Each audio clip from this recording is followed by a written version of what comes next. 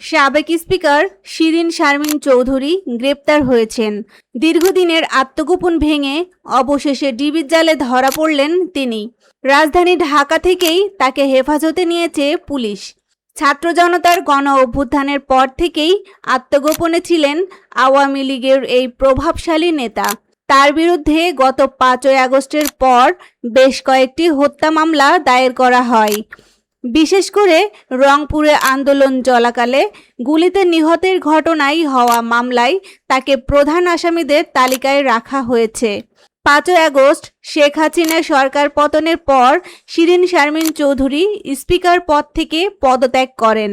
এরপর থেকেই তিনি কোথায় আছেন তা নিয়ে নানা গুঞ্জন ছিল।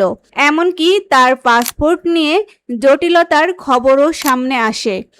অবশেষে সুনির্দিষ্ট তথ্যের ভিত্তিতে অভিযান চালিয়ে তাকে গ্রেপ্তার করা হলো। বর্তমানে তাকে ডিবি কার্যালয়ে জিজ্ঞাসাবাদ করা হচ্ছে।